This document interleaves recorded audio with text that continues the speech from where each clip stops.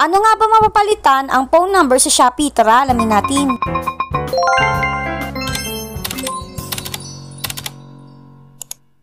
Siyempre, unang-una ay pumunta tayo dito sa ating Shopee app. Tapos dito sa pinakababa ay makikita nyo itong Me. Tapos sa upper part ay pipindutin nyo itong settings. Next naman ay itong account and security. Pag pinindot nyo na yan is makikita nyo na agad dito yung phone. Ayan, makikita nyo dyan yung pwede nyo na ilagay agad yung new phone number nyo. Tandaan nyo na dapat kapag nag-change kayo number ay wala kayong ongoing na orders, ongoing na refund orders, ang ongoing na seller or buyer na with wallet withdrawal, lang ibang account dito sa Shopee ang inyong bagong number at hindi frozen o ban ang inyong account. Ito na, maglalagay na ako ng number. Kung new number kayo is marireceive nyo na agad yung OTP o kaya confirmation text tapos okay na agad yun, machi-change yun na agad. So yung akin ay may ganitong lumabas. Kaya may lumabas na ganyan is hindi naka-login, hindi na nakakatanggap ng OTP yung old number mo o kaya hindi na available yung old number mo sa iyong account or sa iyo. Pinindot ko yung new number ko tapos yan, may lumabas na submit request kaya pinindot ko yan. Tapos ganito yung makikita nyo. Phone number ownership verification. So eto din natin fill upan itong requester information. Yung Shopee username is automatic na yan kaya pwede na natin skip yan. Itong next naman ay email address. Email address dito is naka-automatic na yan kaya yung ilalagay na lang natin is yung confirm email. Siyempre dapat pareha sila. Next naman ay itong reason for change phone number. Mimili kayo dyan, pwedeng lost old number or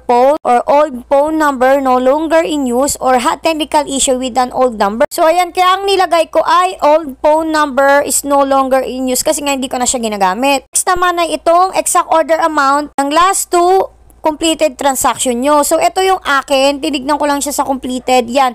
410. Shopee Pay yan. Kaya ilalagay ko Shopee Pay. Pero kung COD kayo, COD yung ilalagay nyo. Next step naman ay proof of identification. Dito medyo nalito ako kasi akala ko dalawang ID yung need. Pero kasi ayan, pag pinindot mo yung una na yan, yung photo ID, tsaka identity card or driver license, lang din yun. Kaya ka ng pagpipilian, kaya dito na lang tayo agad sa type of ID list na pwede nyong gamitin. Marami silang ID na pwede nyong gamitin. Ayan, ipopost ko na lang sa gilid. At tignan nyo na lang kung ano yung meron kayo dyan. Kapag nakapili na kayo, islalagay nyo yung identification card number. Siyempre, importante yan. Next naman ay photo na gagamitin yung ID. Dito medyo nga nalito ako kasi sabi dito na pwedeng any type of ID. Pero ang nakalagay dito, ang pwede lang daw ay driver's license, yung mid-fill size or passport. Kaya para walang problema, ang ginamit na lang namin ay driver's license. Next naman ay itong facial verification. Pero dapat natin sundin yung mga sinasabi dito para mas mapadaling ma-verify ang ating muka.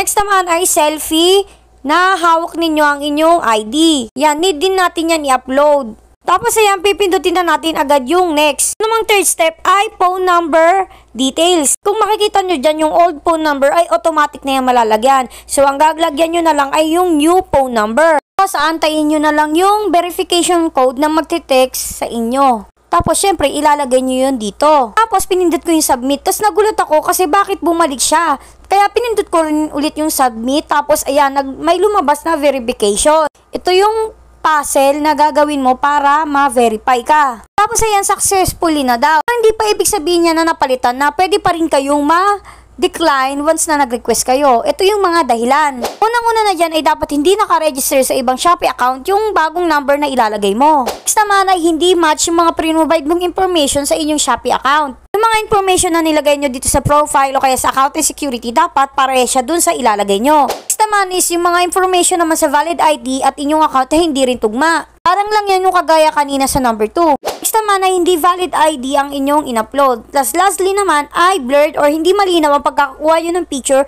or hindi kita yung mga details sa inyong ID. Kapag after 24 hours ay hindi pa rin nagiging successful o hindi pa rin nag-i-email sa inyo ang Shopee, ay ulitin nyo lang to ulit. Tapos kapag ayaw pa rin ay pumunta na kayo sa customer service ng Shopee. Kaya thank you for watching, yun lang!